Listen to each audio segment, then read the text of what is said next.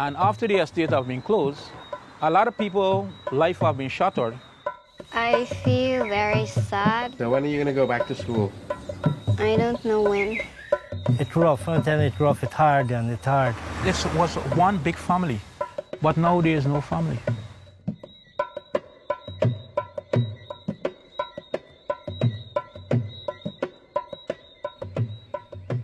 Behind me, the sugar cane is still being burnt.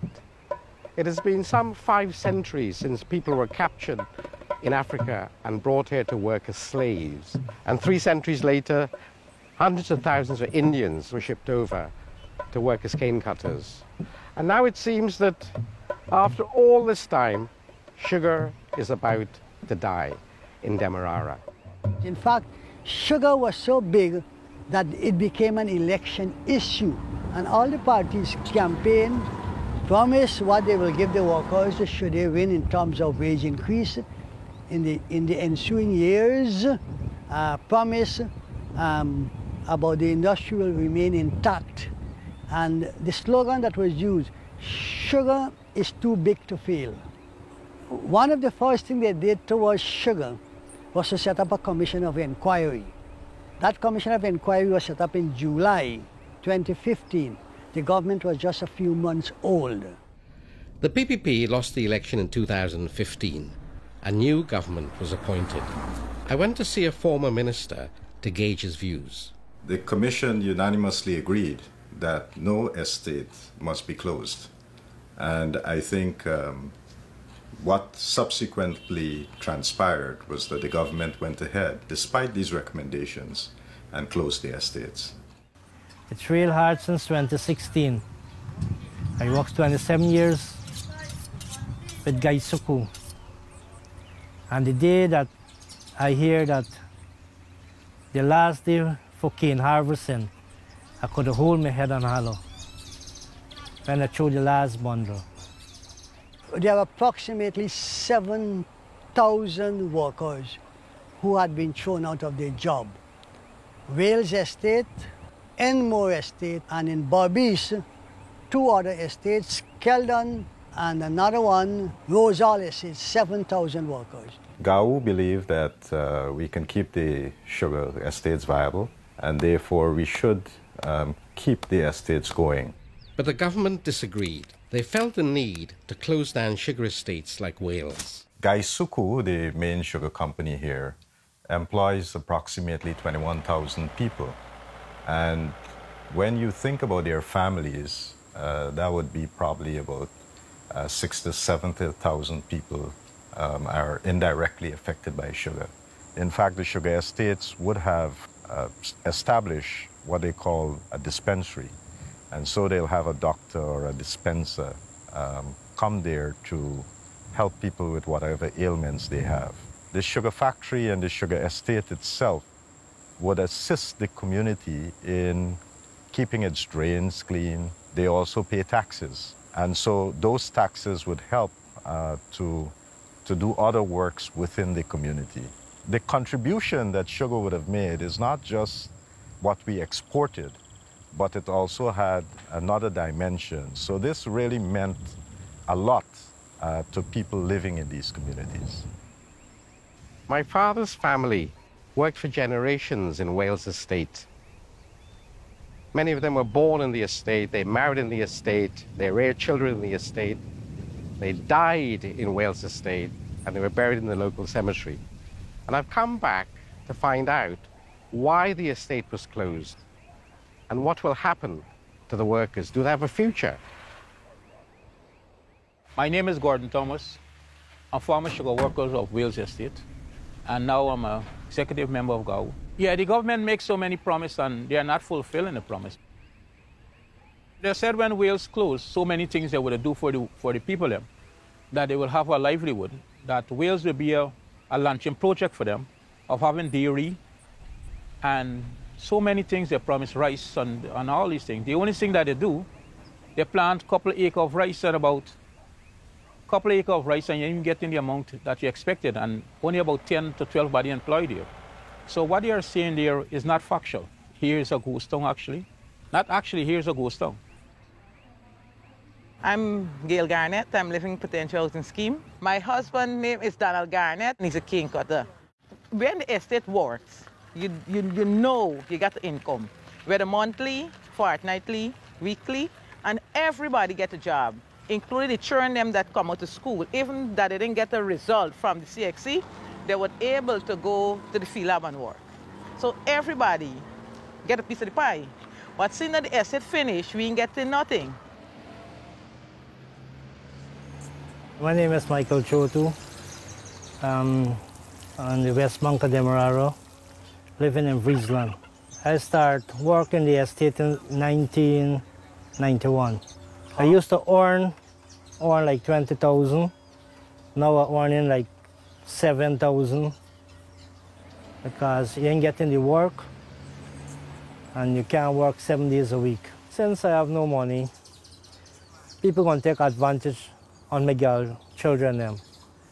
And the advantage, what I feel they go take, man will have sex with them and give them a little money just to comfort them in certain ways.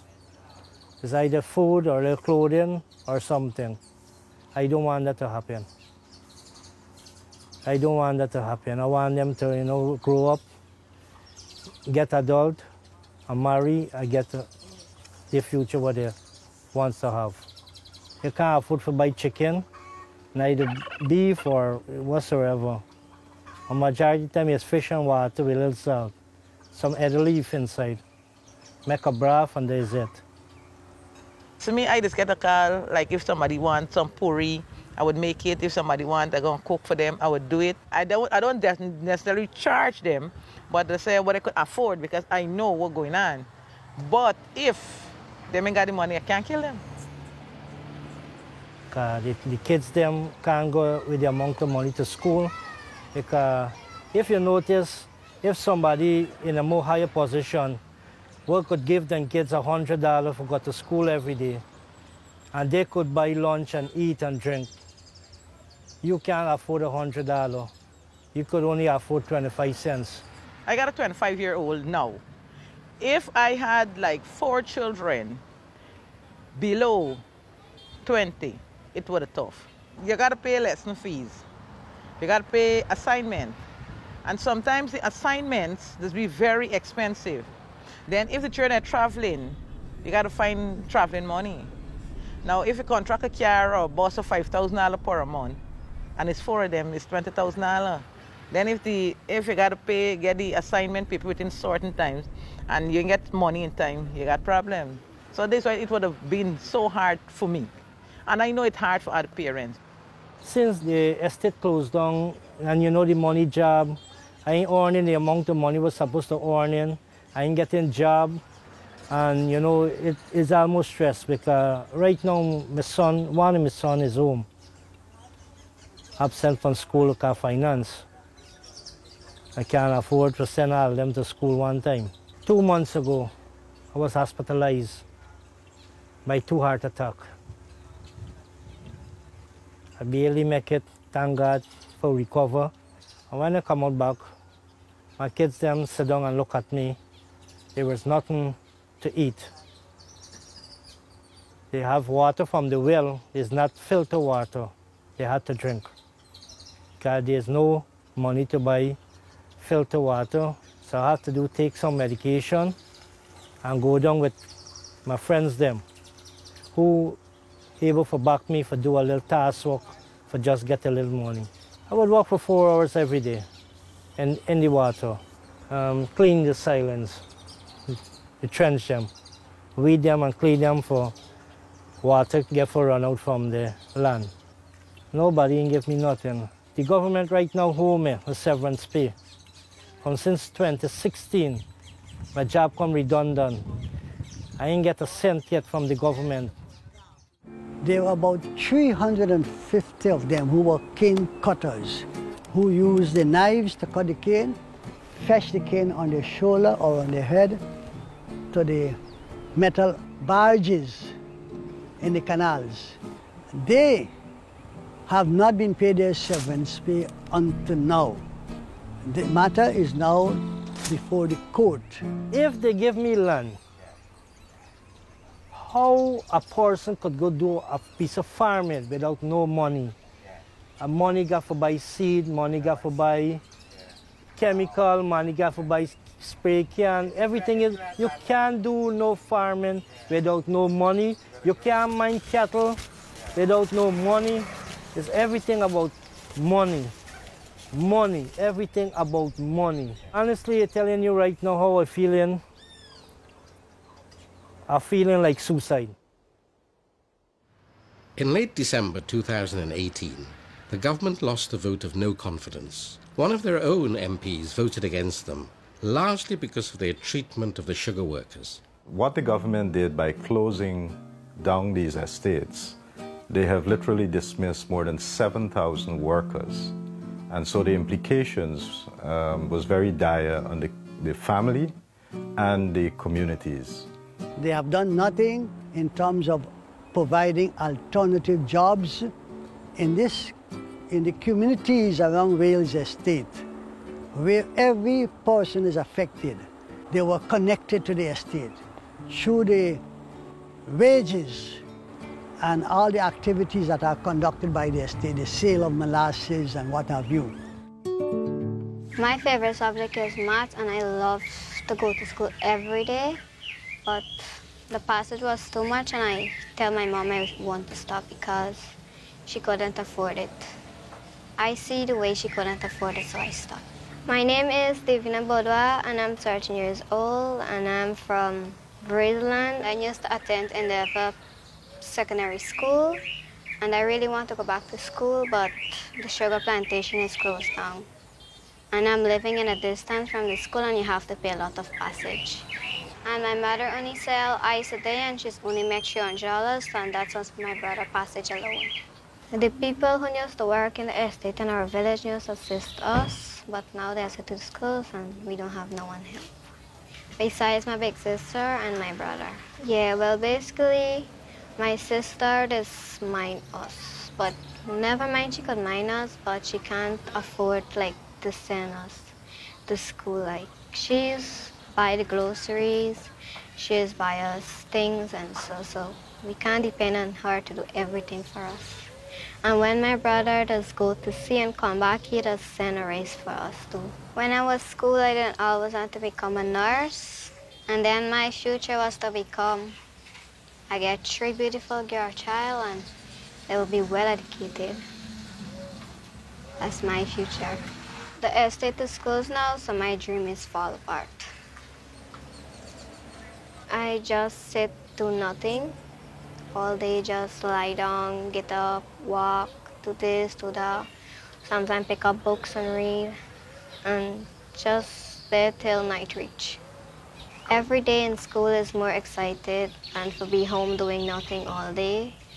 And when you're there to school, you just have to do work and so. But when you're there home, you just gotta just stay one place, like doing nothing. Like I feel very sad because one of my neighbor, me and she was in the same class, and every day she come home and say, Divina, Natasha asks for you, and how are you doing? And I tell her I'm fine. Tell her I say hi, and I miss her very much. We're like this. Well, I think the government was very hasty in their approach. The whole approach to sugar has some kind of political motive behind it. They express thoughts that the sugar industry is one that is predominantly supported by PPP members or supporters. And therefore, if you disband the sugar estates, then it would have a political impact on the support of the PPP. But definitely the action was not thought out, because what you have done, you closed the estate without thinking about the impact this would have on the workers themselves and their families. Fighting for the sugar workers, they are saying that I shouldn't do that, because the other day we was at the parliament there, where we was protesting for the sugar workers since 2016 you closed down, for them to have their severance. And there are a lot of people that were saying, I'm a black dog, you know, why are you standing up with these people? Well, yes, I get cussed for that I'm representing Coolie people, I all for Indian people. but I'm for everybody. I am not for one race of people. I'm for everybody because there are a lot of black people out here who still have to get a severance, who are entitled for the severance. So it's affecting everybody. It's not only Indian people it's affecting black, Indian, and also some Amerindian brothers and sisters. And if people they have their severance, we wouldn't have been here. I always want to stand with my people then because I know the suffering that they are going through. And I will continue to be there with them. Cause it what it will, I will stand up for them. It's real hardship for ordinary people. Now, a compassionate government would want to really do something about this because they're your people, your citizens. You don't want them to suffer. You want everybody to be able to enjoy the benefits that the country has to offer. Unfortunately, with the sugar workers, this is not happening. The history of sugar is the history of Guyana in many ways, because many of us would not have been in Guyana were it not for sugar. Our ancestors, whether they're African, Chinese, Indians, and we all came here for the sole purpose of working on sugar plantations. So I like to say we were uprooted, transported and transplanted into this land that we now call our home. And it's really sad that we are now closing the thing that brought us all together, and that is sugar. It took from 2016 to the end of 2018 for the government to grant the workers their severance pay. For the people who labour here, the sugar estate is all their worth in the world, not just in terms of a job, but also being part of a community, having a sense of kinship and a shared history.